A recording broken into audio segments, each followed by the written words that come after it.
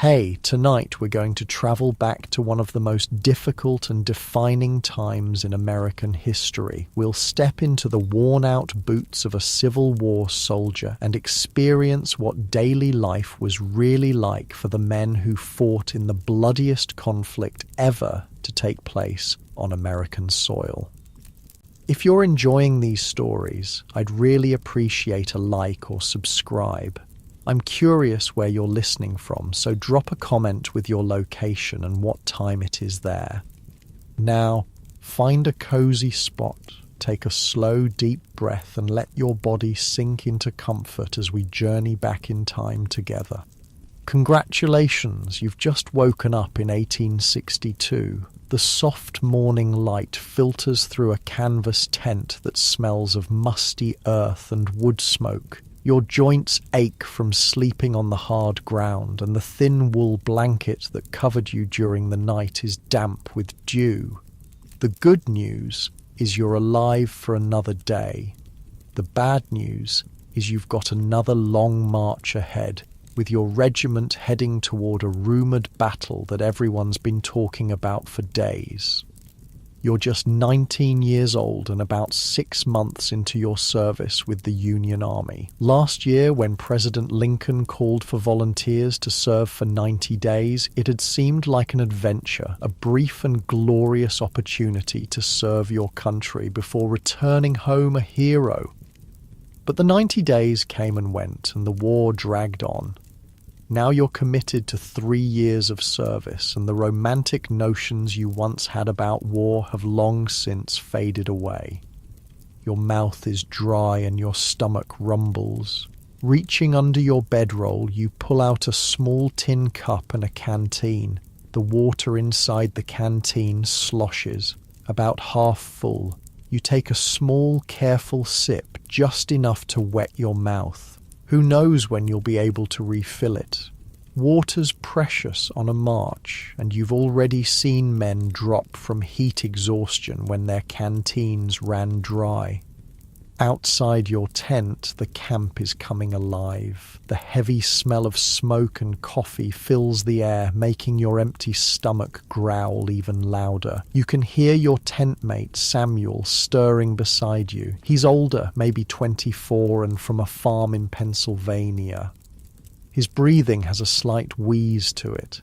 He's been fighting a cough for weeks, but like everyone else, he keeps marching. What choice does he have? "Mornin'," Samuel mumbles, his voice rough with sleep. "Think they'll feed us proper today?" You both know the answer. Proper food is a distant memory from home. The army rations, when they arrive on time, consist mainly of hardtack, a flour and water biscuits so tough it could break your teeth if you don't soak it first. Sometimes there's salt pork that's more salt than pork, and coffee if you're lucky. The coffee is the real treasure. Many soldiers would trade their tobacco or even part of their food ration for a cup of the bitter brew.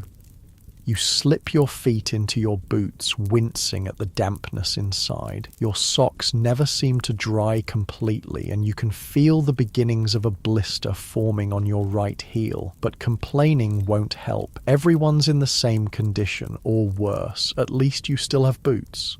You've seen men marching with rags wrapped around their feet after their shoes fell apart. "Just be glad we ain't the Rebs," Samuel says, as if reading your thoughts. "Heard they're living on cornbread and anything they can steal."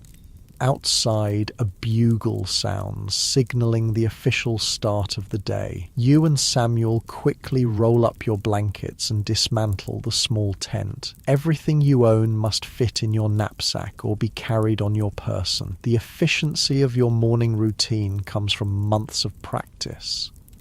A far cry from your first weeks as a soldier when every task seemed overwhelming. The weight of your equipment is something you've grown accustomed to, though your shoulders still ache by day's end. Your Springfield rifle musket alone weighs nearly 10 pounds. Add to that your cartridge box with 40 rounds of ammunition, a bayonet, canteen, haversack for food, a blanket, personal items, and sometimes a portion of the shared equipment like cooking tools or the tent, and you're carrying close to 40 pounds.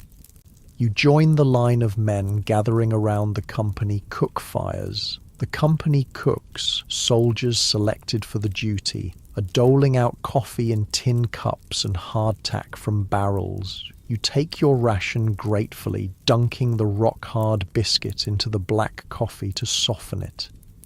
The first bite reveals tiny black specks moving in the soaked hardtack, weevils. You've learned to ignore them. Protein is protein, as the veterans joke, and picking them out is a waste of precious eating time.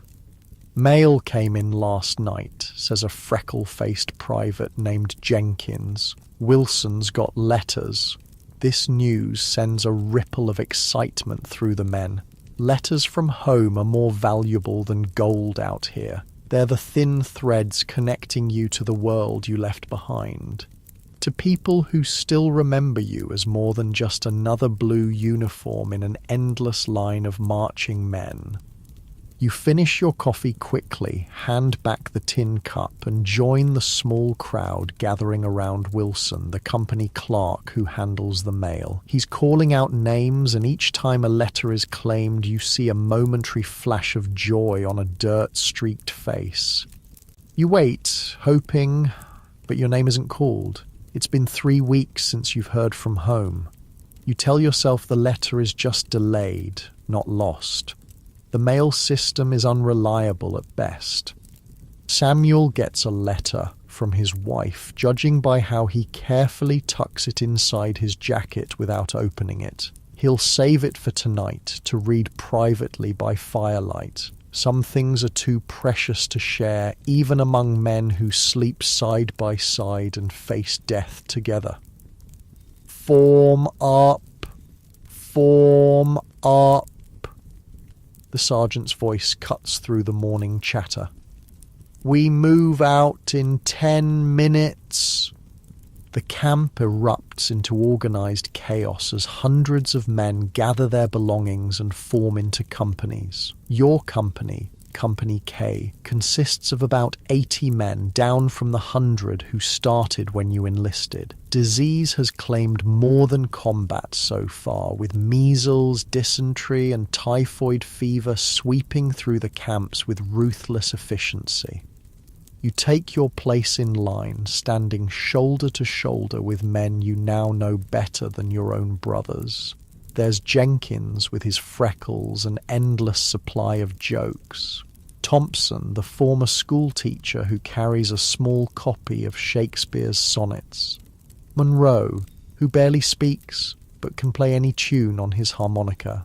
And of course, Samuel, your tent mate, who joined up, leaving a wife and 2 small children behind. The drum begins its steady beat, and the long column of soldiers starts to move. Left foot, right foot, the rhythm of the march becomes the rhythm of your existence. You've learned to empty your mind during these endless marches, to find a place inside yourself where time stretches and contracts, where you can be both present in your aching body and somehow separate from it.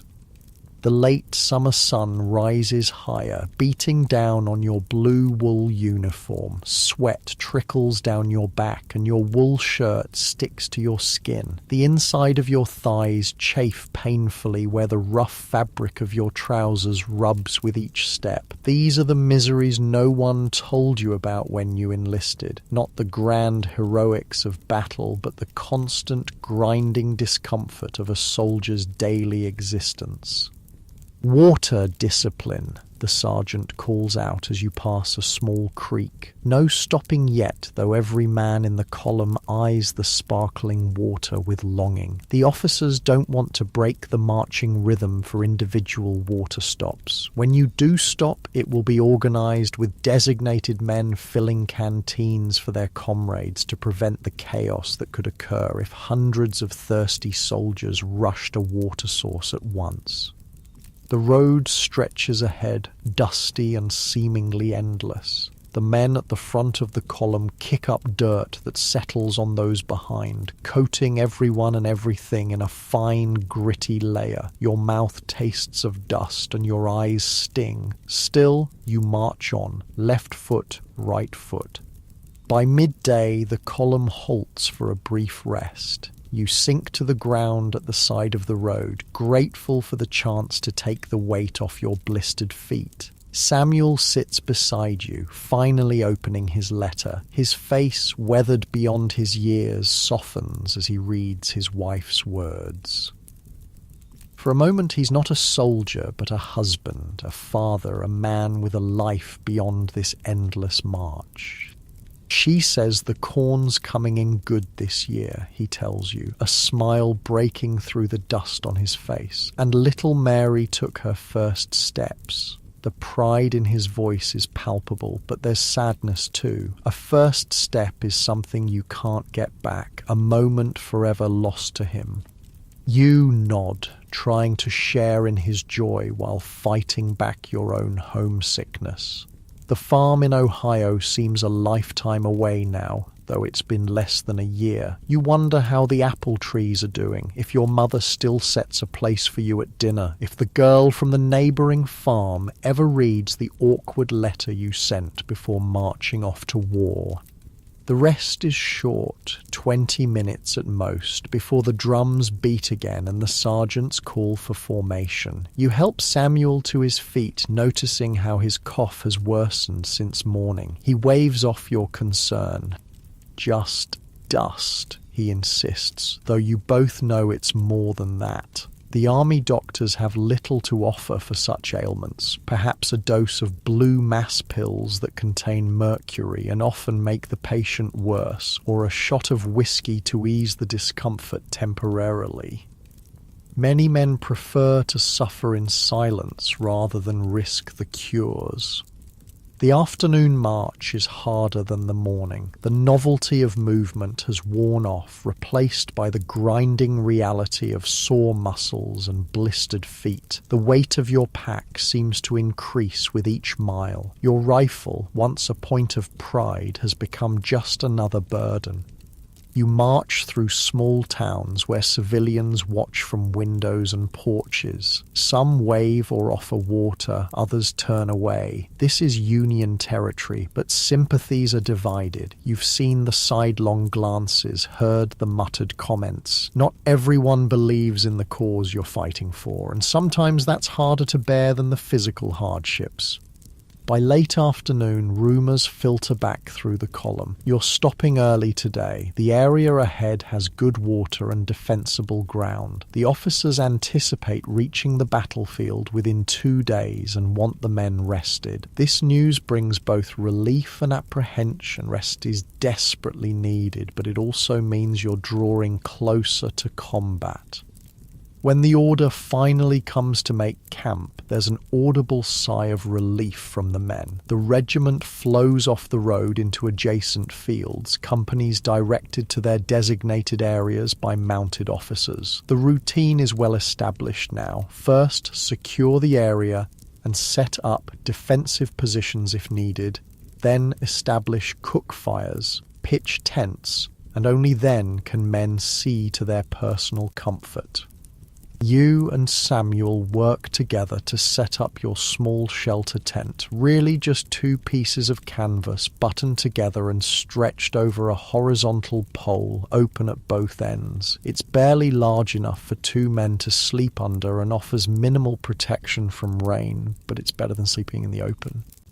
The camp comes alive around you. Fires are built and soon the smell of cooking fills the air. Today there's a surprise. Fresh beef has arrived with the supply wagons. It's a welcome change from salt pork and hardtack. Men line up with their tin plates, faces expectant. The portion you receive is small, tough, and badly cooked, but it's still the best meal you've had in weeks.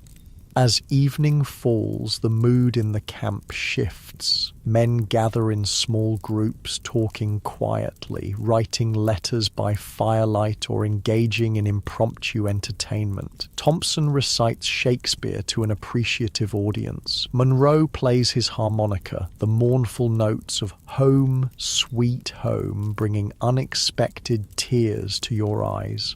Some men play cards or dice, gambling for trivial stakes, a button, an extra coffee ration, the promise of a future favor. You sit by a small fire with Samuel and Jenkins, listening to the sounds of the camp settling for the night.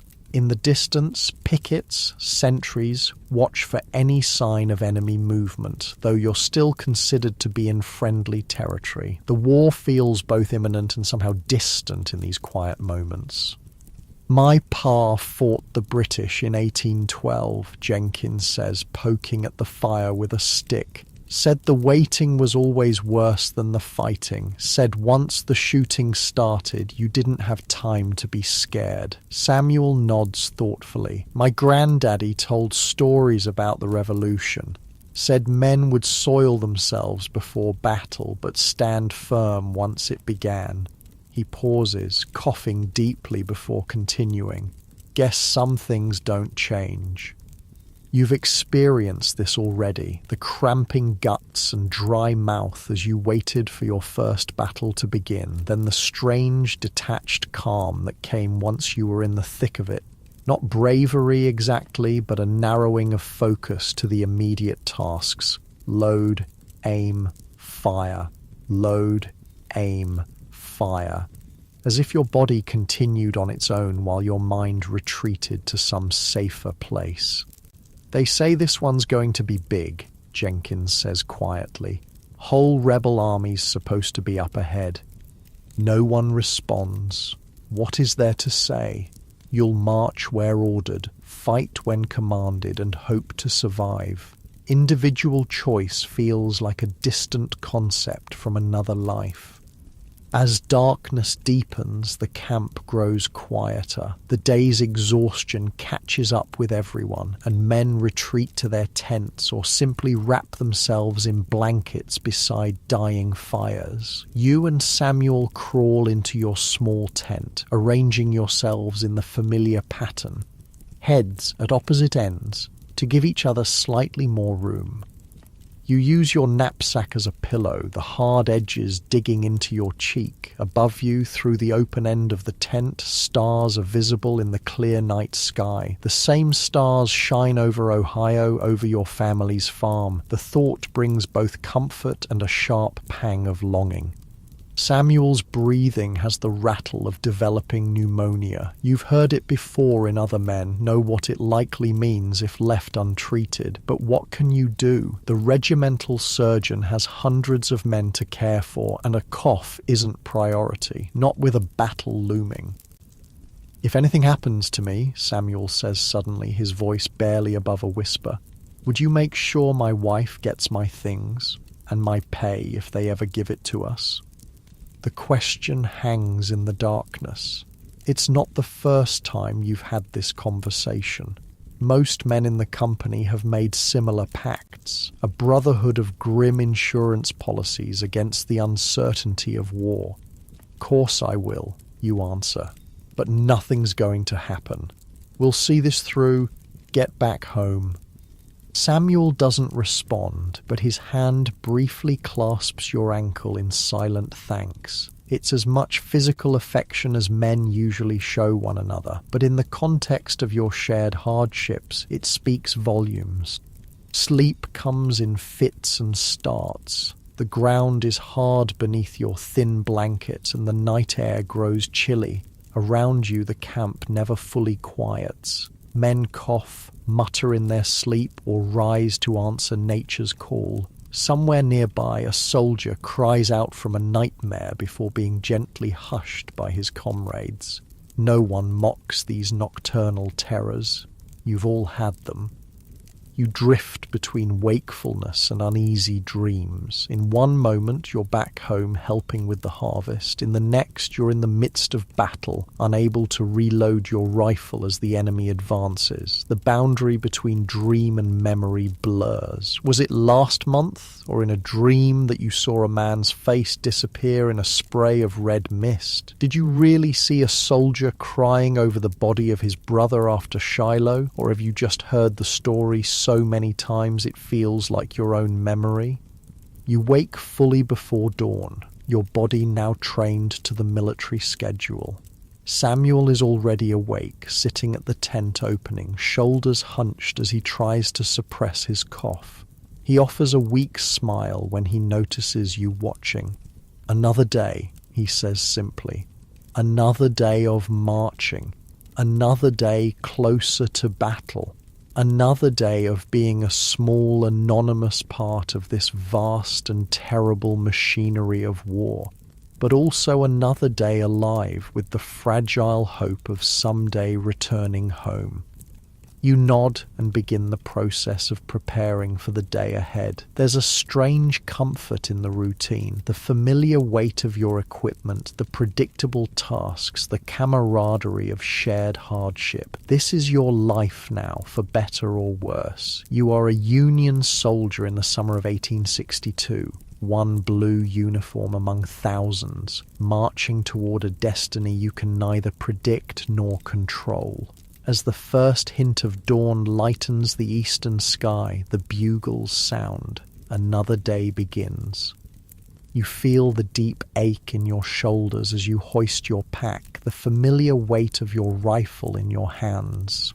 Around you, the regiment stirs to life, a massive organism of which you are but a single cell. Left foot, right foot. The march continues, and you with it, step by step into history. The air is thick with early morning mist as you join the company formation, the fog swirling around your ankles like ghostly hands. You find your place in line, nodding to Jenkins on your left and Thompson on your right. Samuel stands behind you, his breathing audible even amid the shuffle of hundreds of men taking position. Forward march. The command ripples down the line and the great human centipede lurches into motion. Today's march will be longer, the officers have warned, 15 miles at least, to position the regiment closer to where intelligence suggests the Confederate forces are gathering. The first hour passes in relative quiet, each man lost in his own thoughts, conserving energy for the long day ahead. The mist burns away as the sun climbs, revealing a landscape of rolling farmland interspersed with patches of forest. It's beautiful country, fertile and green. Hard to believe men will soon be killing each other across these peaceful fields. You feel a tap on your shoulder and turn slightly to see Samuel extending a small piece of hardtack. You shake your head. He needs it more than you, but he insists. You accept the offering, understanding it for what it is, not just food, but a token of brotherhood. Out here, such small kindnesses can mean the difference between despair and endurance. The column passes a small farmhouse where a woman and 3 children stand watching. The youngest, a girl no more than 4, waves shyly. You wave back, a lump forming in your throat. She reminds you of your little sister, though your sister would be older now. Time passes differently when you're away at war, as if your home exists in another world where clocks run at a different speed. By midday, the temperature has risen dramatically. The wool uniform that offered welcome warmth at dawn now feels like an instrument of torture, trapping heat against your skin. Sweat pours down your face, stinging your eyes and soaking your collar. Your canteen is half empty already, and water is becoming a constant preoccupation. During a brief rest halt, rumors sweep through the ranks. Scouts have reported Confederate cavalry just 5 miles ahead. The enemy main force is entrenched near a river crossing you'll reach by tomorrow. Artillery fire has been heard in the distance. Each rumor contradicts the last, and veterans know to treat them all with skepticism. "The first casualty of war is truth," Thompson quotes quietly, though you're not sure if it's Shakespeare or his own observation. The afternoon brings new hardships. The road narrows and turns muddy where it passes through a swampy area. Each step becomes a struggle as your boots sink ankle-deep in the muck. Men curse as they stumble or lose shoes to the hungry mud. The column stretches out, losing its cohesion as stronger men outpace those who struggle. "Keep it tight. Close it up." The sergeants move up and down the line, cajoling, threatening, occasionally helping the weakest men. Unity is survival, a lesson drilled into every soldier from his first day of training.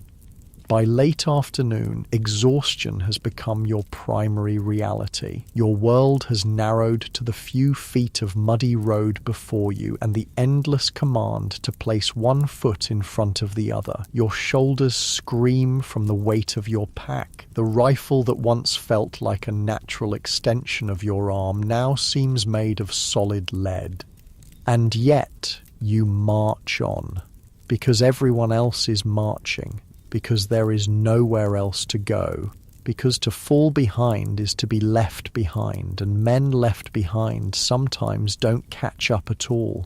They're found days later, robbed and killed by bushwhackers, or simply vanished into the hungry landscape of war. Samuel's cough has worsened with the day's exertion. Each hacking spasm doubles him over, yet somehow he keeps pace. You've offered to carry some of his gear, but pride won't let him accept. Instead, you silently position yourself to catch him if he falls, a contingency neither of you acknowledges aloud. Just as the sun begins to set, casting long shadows across the road, the column comes to an unexpected halt. Word passes back. The scouts have located a Confederate patrol less than a mile ahead. The regiment is deploying into defensive positions for the night, preparing for possible contact by morning. There's a new urgency in the officers' commands as companies are directed off the road into adjacent fields and woodlots. Your company is assigned to picket duty at the edge of a small forest, watching the approach from the north. It means no proper camp tonight, no fires, and heightened vigilance until dawn. You and Samuel find a position behind a fallen log that offers some concealment and protection. Neither of you speaks of the possibility of combat tomorrow. Instead, you share the last of your hardtack and a precious sip of water, then check your weapons with practiced hands. Your Springfield rifle is loaded with a mini-A ball, a deadly conical bullet that expands on impact, creating devastating wounds. You touch the percussion cap that will ignite the powder when you pull the trigger, ensuring it's properly seated. Night falls completely, bringing a profound darkness broken only by the faint light of stars. No moon tonight, good for concealment, bad for seeing approaching enemies. The forest around you comes alive with nocturnal sounds, the rustle of small animals, the call of a distant owl, the whisper of wind through leaves. Every sound makes you tense, your senses heightened by the knowledge that danger may be near. Time stretches in the darkness. You're assigned the first watch while Samuel tries to rest, though his coughing makes real sleep impossible. You strain your eyes into the blackness beyond your position, seeing shapes move that aren't really there. The mind plays tricks in such situations, conjuring enemies from shadows. "Do you ever wonder what they're thinking?" Samuel whispers during a quiet moment. "The Rebs, I mean. Do you think they're sitting in the dark just like us, missing home and wondering why they're here?" The question catches you off guard. You've been trained to see the enemy as just that, an enemy, not men with hopes and fears like your own. But in the intimate darkness, such thoughts seem less traitorous. I expect so, you answer slowly. Most of them are just farm boys like us, got caught up in something bigger than themselves. Samuel is quiet for a long moment. My wife's cousin joined the Confederate Army. Good man, used to come for Christmas dinner every year. His voice holds wonder at the strange twists of fate that might soon have him aiming his rifle at someone he once shared a table with. The night deepens. You trade places with Samuel, leaning your back against the log and trying to find a position that allows for some rest without fully surrendering to sleep. Your rifle rests across your lap, a constant companion. Despite your best efforts, exhaustion eventually pulls you into a shallow sleep filled with fragmented dreams. You're back on your family's farm, the wheat fields golden in summer sun. Then suddenly the wheat is on fire, and the sound of the flames becomes the sound of gunfire. You're running, but your legs won't move properly. Someone is calling your name. Wake up! Samuel's urgent whisper brings you instantly alert. Listen. You strain your ears and hear it, the faint but unmistakable sound of horses moving slowly through the forest to your left. Not your own cavalry, they'd be coming from behind your position. These must be Confederate scouts probing the Union line. Samuel has already quietly shifted into a firing position, his rifle aimed toward the sounds. You follow suit, heart pounding so loudly you fear it might give away your position. The horses sound closer now, though still invisible in the darkness. You estimate there are 3 or 4 riders moving cautiously. A twig snaps, startlingly loud in the night silence. The horses stop. You hold your breath, finger resting lightly on your trigger. One squeeze and you'd announce your position to every Confederate within earshot. Better to let them pass if possible. Report their movement once they're gone. Minutes pass in frozen silence. Then slowly, the sound of hoofbeats resumes, this time moving away from your position. They've chosen a different path. Perhaps sensing the danger without seeing it. You and Samuel exchange a glance of relief in the darkness.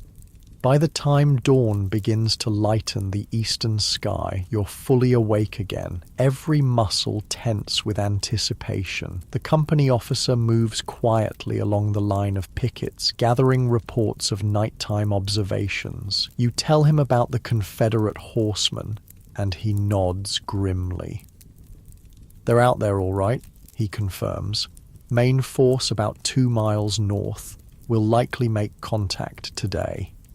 The regiment forms up as the sun rises, not in marching column this time, but in battle formation. Companies arrange themselves by the book, creating a blue line 2 ranks deep that stretches across the open field. Officers on horseback position themselves behind the line, while skirmishers, men selected for their marksmanship and initiative, deploy ahead to make first contact and screen the regiment's advance.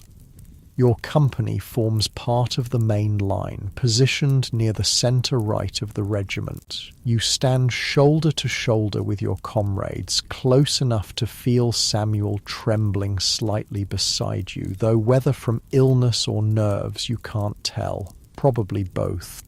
The order comes to advance. The blue line begins to move forward across the field, maintaining its formation with impressive discipline considering the uneven ground. Each step brings you closer to whatever waits beyond the far tree line. Your mouth is dry, your palms sweaty around the rifle stock.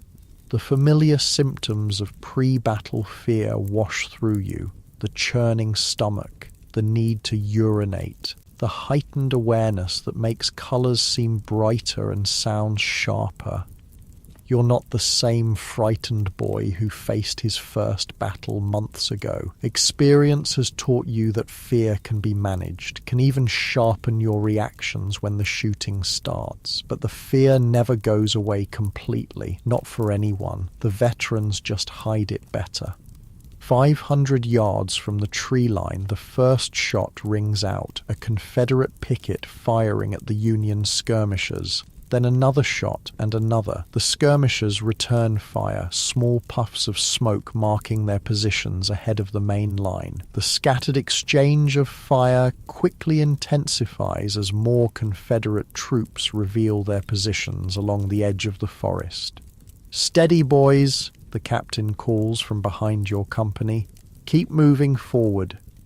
The regiment advances at a measured pace despite the increasing fire. Men fall here and there as Confederate bullets find their marks, but the line closes around these gaps and continues forward. 400 yards, 300. The fire intensifies. "Company, halt!" The command rings out and the blue line comes to a stop. "Ready?" You raise your rifle to the ready position, your movements automatic after countless drills. "Aim!"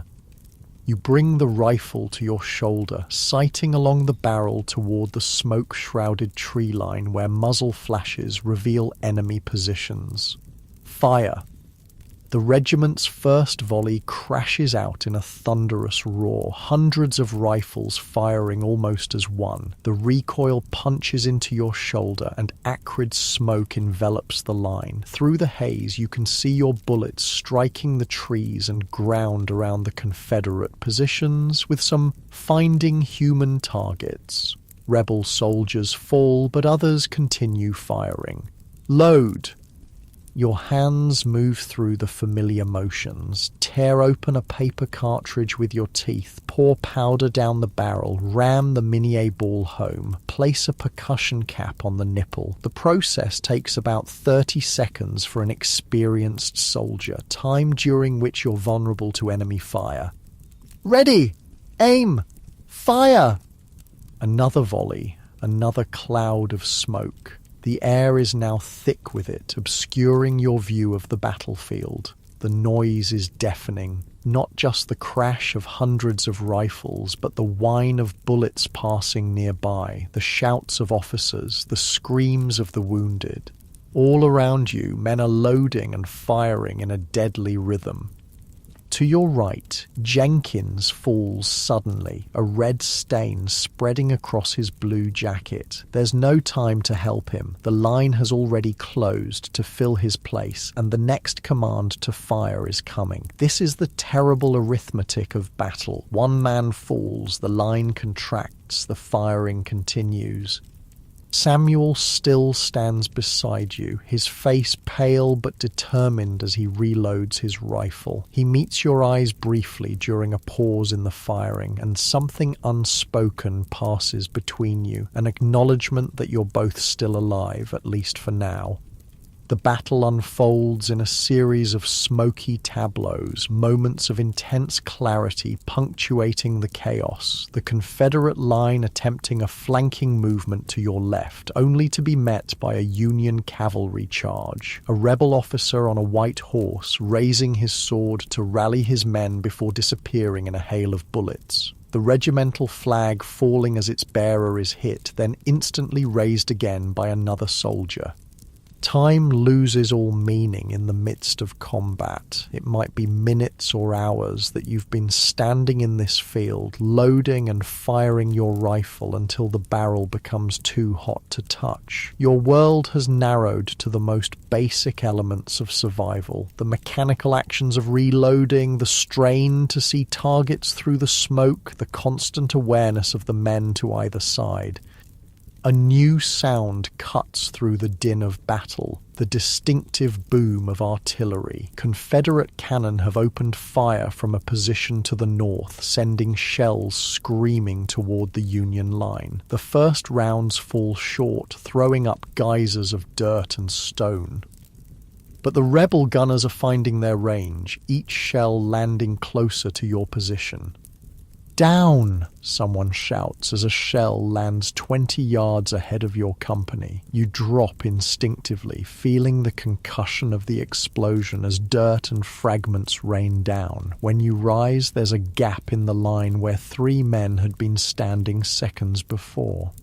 The artillery changes the complexion of the battle. The Union line begins to waver under the combined pressure of Confederate infantry fire and the devastating artillery barrage. Men look to their officers, seeking guidance or reassurance, but the smoke makes it difficult to see more than a few yards in any direction. Fall back! The order finally comes, passed along the line by officers and sergeants. Fall back to the tree line, orderly withdrawal. Retreat is perhaps the most dangerous moment in battle. To turn your back on the enemy, to break the cohesion of the line. These actions invite disaster if not executed with discipline. Your company begins to withdraw, walking backward while continuing to fire, providing cover for each other. You help Samuel, who stumbles as a shell explodes nearby, nearly knocking him off his feet. His face is grey with exhaustion and illness, but he keeps moving, keeps fighting. Together you make it to the relative shelter of the forest edge, where the regiment begins to reform its line among the trees. The battle continues until dusk, a stalemate of attack and counterattack across the contested field. By nightfall, both sides withdraw to lick their wounds and prepare for the next day's fighting. The cost has been high. Your company alone has lost 12 men killed or wounded, including Jenkins and Thompson. In the makeshift field hospital behind the Union line, surgeons work by lamplight, their aprons dark with blood as they treat the wounded. The sound of sawing reaches your ears, amputations being performed on men with shattered limbs. The lucky ones get chloroform or ether before the blade touches them. Some get only a shot of whiskey and a leather strap to bite down on.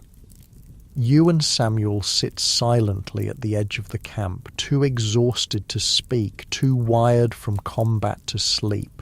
Tomorrow will bring more of the same, another test of courage, skill, and simple luck. For now, you clean your rifle, check your remaining ammunition, and watch the stars emerge above the battlefield. The same stars that shine over Ohio and Pennsylvania, over the homes you both dream of seeing again.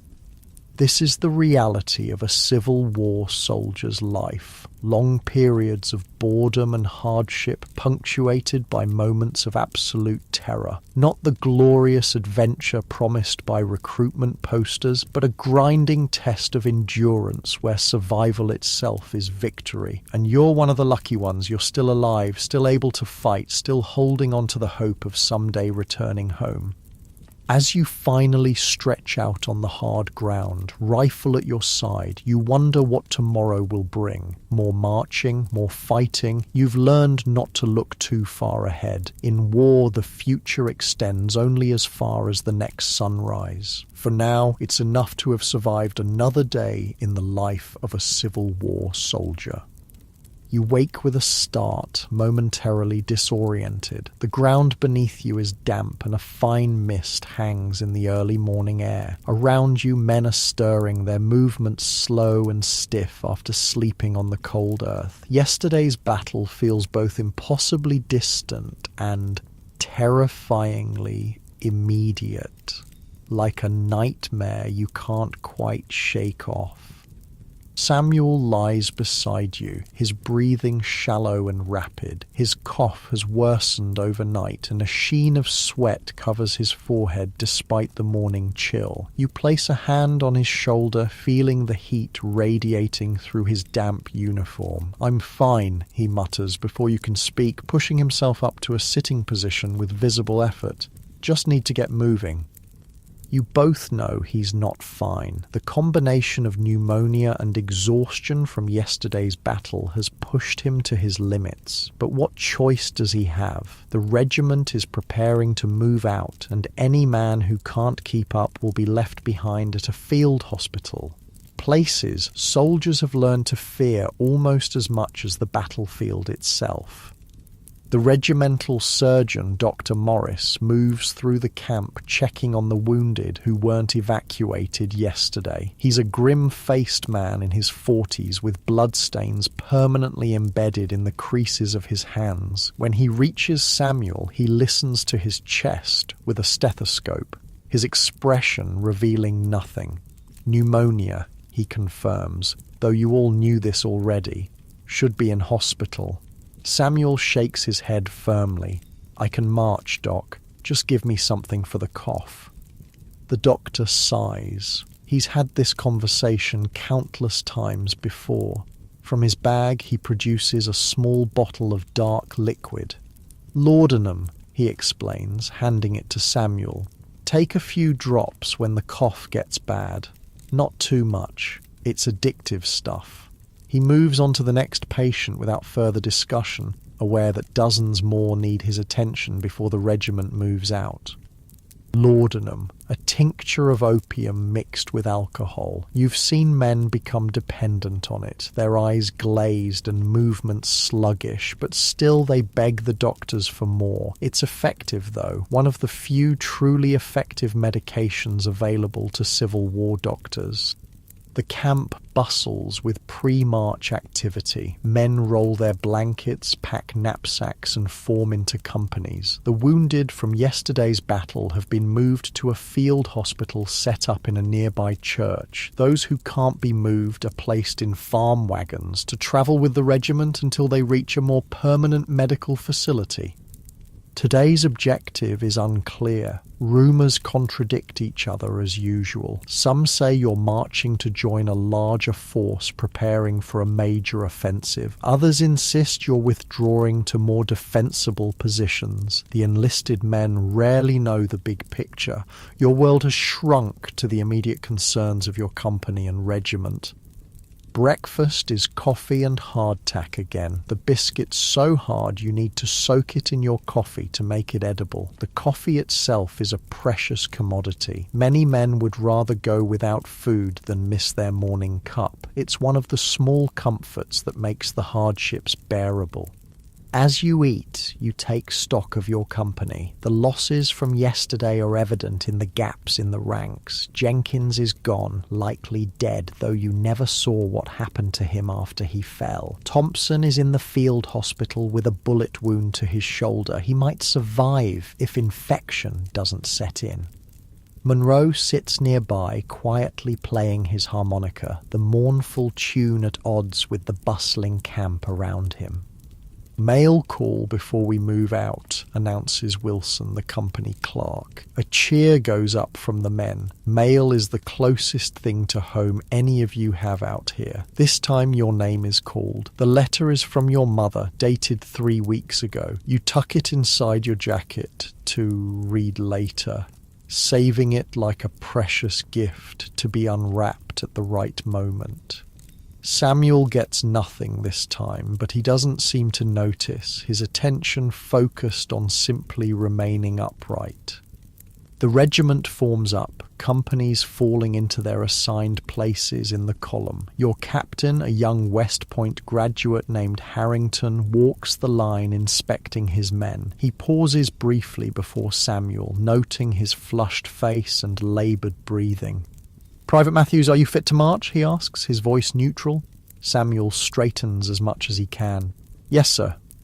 The captain holds his gaze for a moment longer, then nods once. "Stay toward the rear of the company. If you fall behind, report to the surgeon's wagon. It's as much accommodation as can be expected in these circumstances." The drums begin their familiar beat, and the column lurches into motion. Today's march is slower, more deliberate than yesterday's. The battle has changed the regiment's mood. Gone is the nervous anticipation, replaced by a somber awareness of what likely awaits at the day's end. The landscape you pass through bears the scars of war. Fences have been torn down to provide firewood for countless campfires. Fields that should be heavy with crops lie untended, their owners fled or pressed into military service. Occasionally you pass farmhouses where hollow-eyed women and children watch silently as the blue column snakes past their property. In one dooryard, a young woman stands with a bucket of water and a dipper, offering drinks to passing soldiers. Such acts of kindness from civilians are rare treasures. When your company reaches her, you accept a dipper of cool water with heartfelt thanks. She nods silently, her face showing the strain of living in this war-torn region. How many columns of soldiers, blue and grey, have passed her home? How many times has she watched young men march away, knowing many won't return? By midday, the temperature rises uncomfortably. Sweat soaks through your wool uniform and your feet slide painfully in your damp boots. The column halts briefly near a small stream, allowing men to refill canteens under the watchful eyes of sergeants who ensure no one lingers too long in the cool water. Samuel sits heavily on a fallen log, his face alarmingly pale except for 2 bright spots of colour high on his cheeks. He takes a small sip from the laudanum bottle, grimacing at the bitter taste. The medicine will ease his cough and provide some relief from the discomfort, but it can't cure the infection spreading through his lungs. "You should see the doctor," you say quietly, sitting beside him. "Get on one of the wagons." He shakes his head stubbornly. "Those wagons are for the wounded. I'll keep up." You don't argue further. There's a peculiar pride among soldiers, an unwillingness to admit weakness or seek special treatment when others are suffering worse. Besides, you've both seen the field hospitals, the rows of men lying on blood-stained straw as overworked surgeons move from one to the next, their aprons crusted with blood and matter.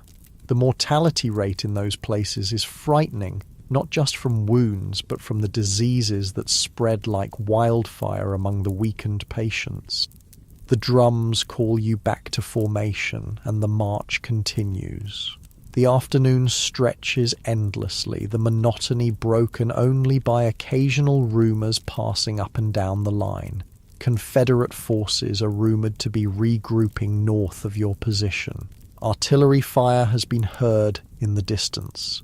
A Union victory has been reported in the Western Theatre. Each piece of news is received with the same weary skepticism. You'll believe it when you see it.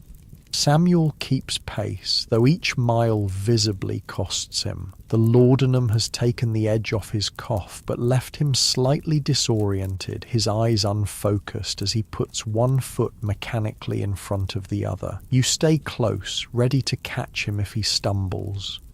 By late afternoon, the column reaches its destination, a strategic crossroads where several regiments are gathering to form a larger force. Tents are already pitched in the surrounding fields, the encampment much larger than you're accustomed to. Campfires dot the landscape, and the smell of cooking food triggers a painful reminder of how little you've eaten today.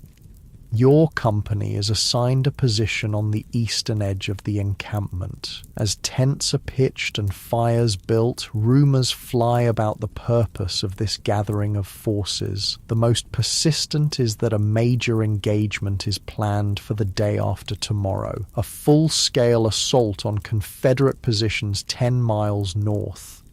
General McClellan himself is coming to take command, insists a corporal from another regiment.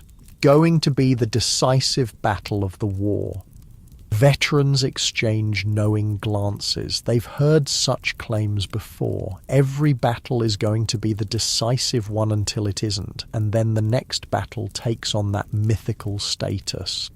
As darkness falls, you help Samuel to a fire where men from your company have gathered. Monroe plays his harmonica softly, a gentle counterpoint to the conversations around you. For a while, the talk is of home, harvests and holidays, sweethearts and siblings. These conversations are both comfort and torture, a reminder of all that waits beyond this world of mud and blood.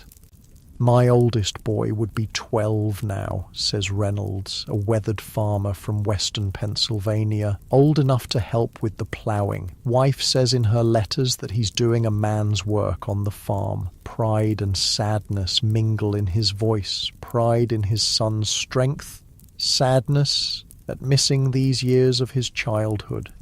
"My girl's getting married this summer," adds Miller, a shoe cobbler before the war, "to her second choice since I was her first." The men laugh, but there's a bitterness beneath the humour. How many engagements have been broken by this long separation? How many soldiers will return home to find their places taken by those who didn't march away?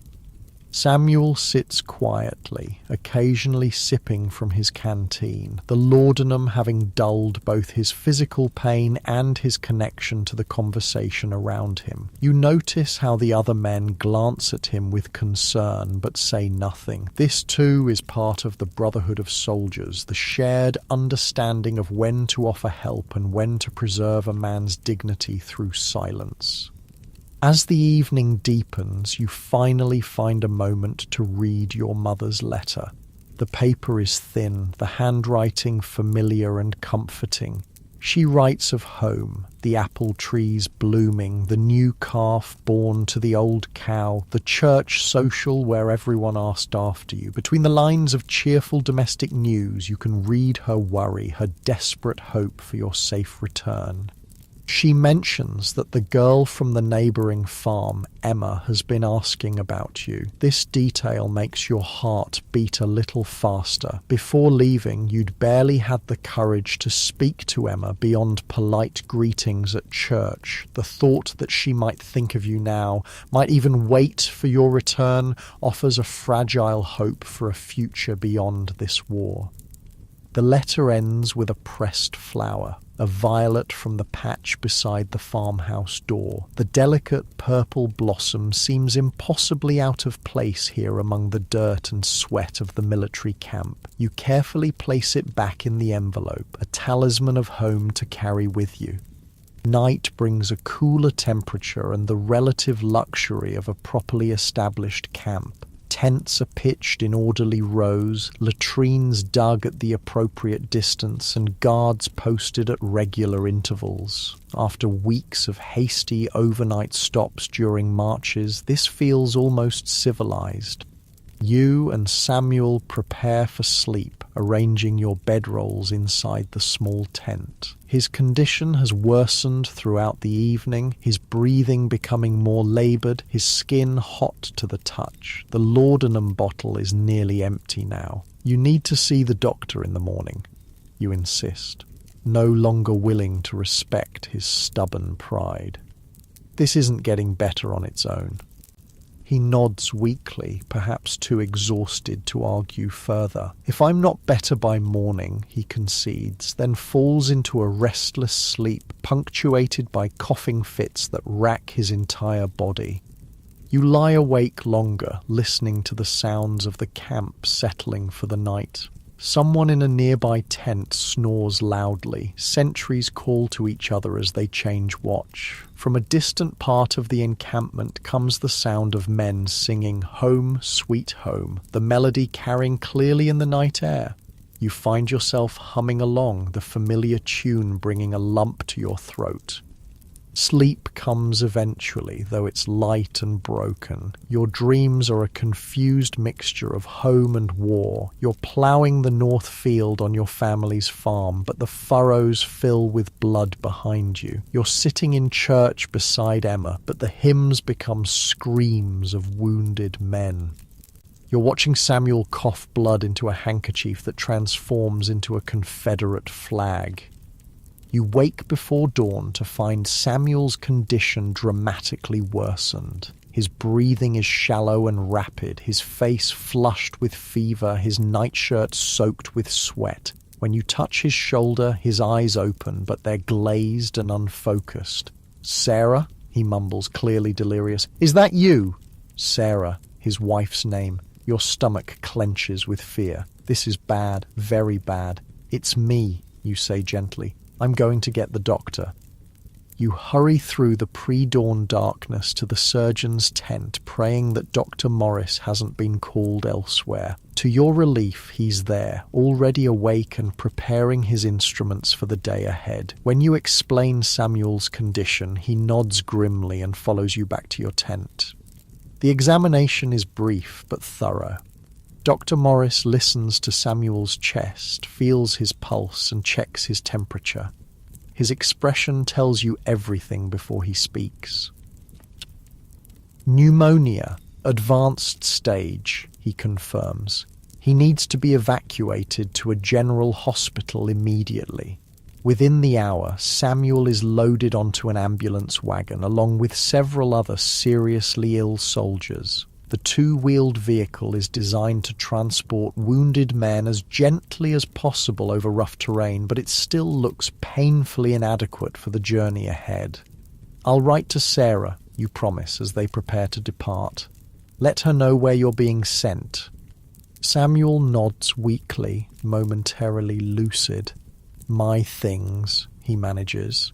"If I don't—" "You will," you interrupt firmly. "You'll be back with the company before you know it." Both of you understand this for the well-intentioned lie it is. Pneumonia kills more soldiers than bullets do, and Samuel's case is severe. The ambulance wagon pulls away, joining a small convoy headed for the nearest large town where a proper hospital has been established. You watch until it disappears from view, wondering if you'll ever see your friend again. There's little time to dwell on Samuel's departure. The regiment is preparing for a reconnaissance mission, and your company is selected to participate. After a hasty breakfast, you form up with 30 other men under the command of Lieutenant Parker, a nervous young officer recently promoted from the ranks. The mission is straightforward but dangerous. Advance 3 miles toward the reported Confederate positions, observe their strength and disposition, and return with the information. No engagement unless absolutely necessary. Speed and stealth are essential. Your company moves out in skirmish formation, each man about 5 yards from the next, creating a wide but thin line that can respond quickly to enemy contact. The morning mist provides some concealment as you advance through woods and across small clearings, every sense alert for signs of Confederate pickets or patrols.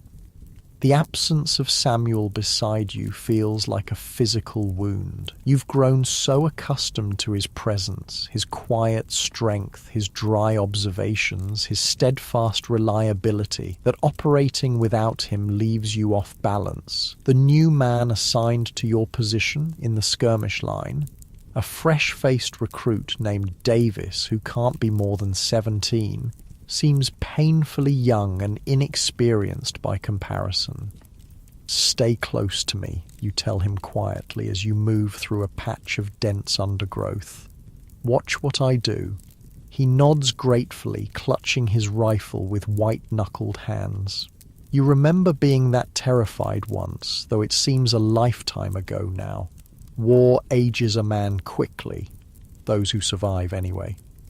The skirmish line advances cautiously for nearly 2 hours, encountering no resistance. Lieutenant Parker begins to grow confident, perhaps too confident. He pushes the line forward at a faster pace, eager to reach a ridge that should provide a good vantage point of the valley beyond, where Confederate forces are rumored to be concentrating. You feel increasingly uneasy as you approach the ridge. It's too quiet, the woods too still, even the birds have fallen silent. Beside you, young Davis senses it too, his movements becoming hesitant. "Lieutenant," you call softly, trying to catch Parker's attention. Something's not right. But the warning comes too late. As the first men in the skirmish line reach the crest of the ridge, a volley of rifle fire erupts from concealed positions ahead. 3 Union soldiers fall immediately, and the rest dive for whatever cover they can find. "Fall back!" Parker shouts, his earlier confidence evaporated. "Fall back to the tree line!"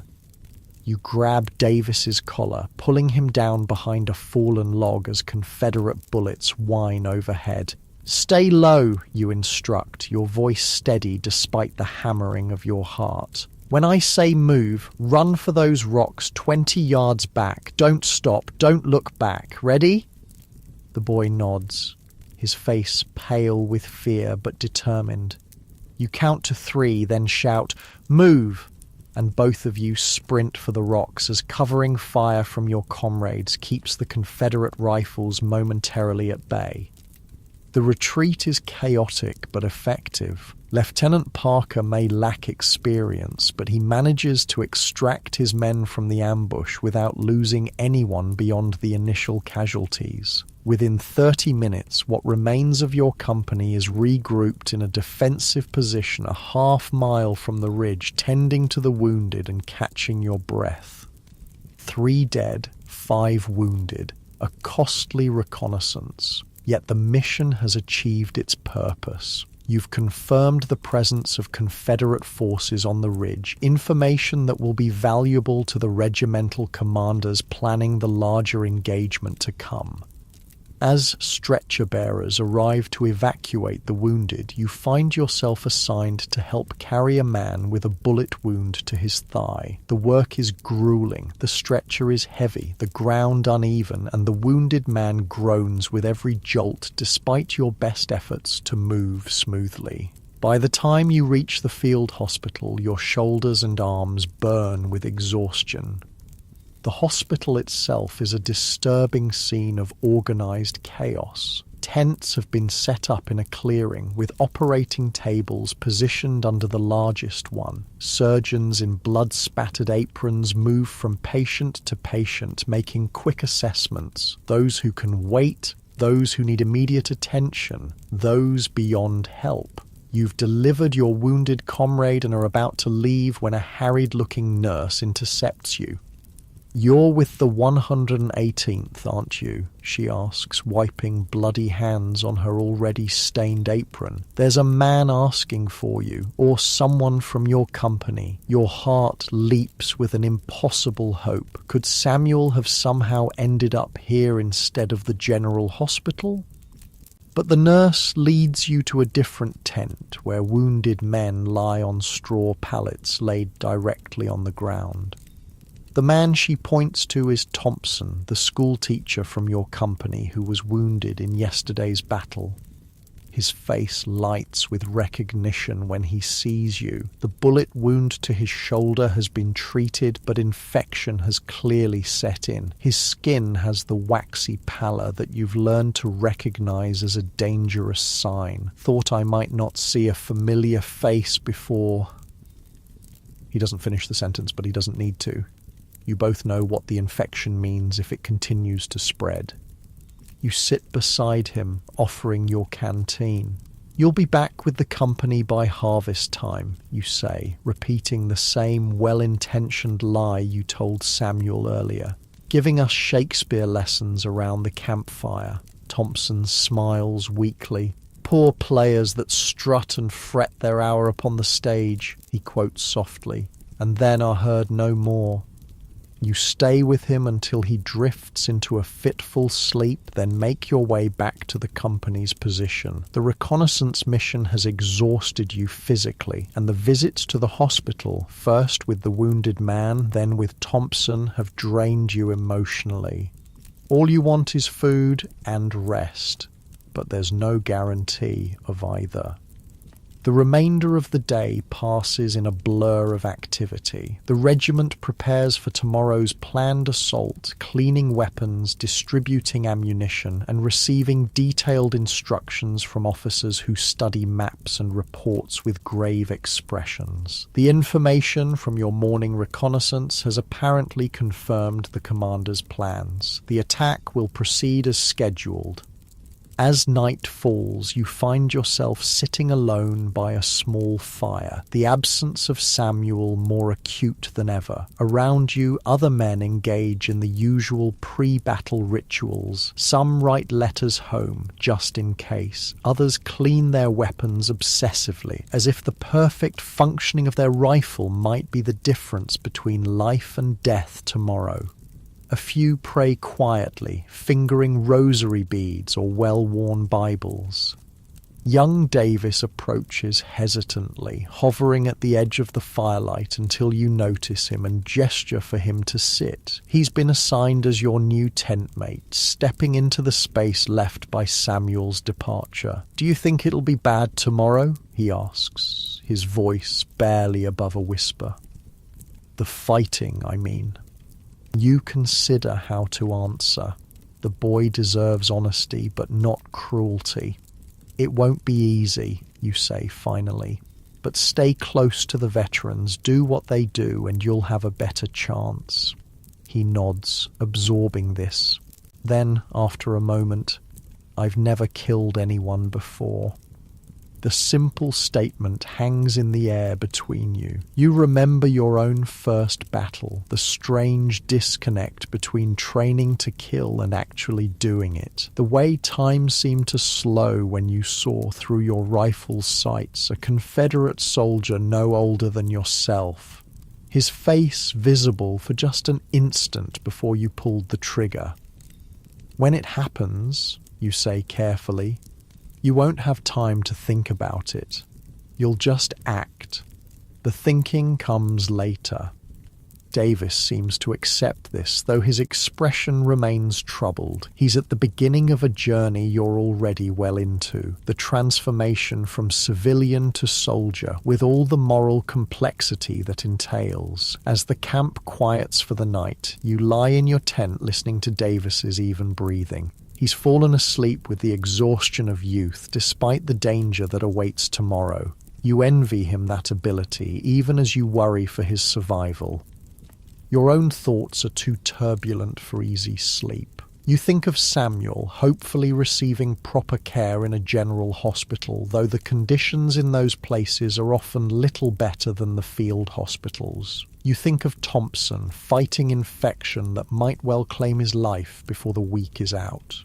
You think of Jenkins and the others who fell in yesterday's battle, their bodies already buried in hasty graves marked with wooden boards if they're lucky, unmarked if they're not.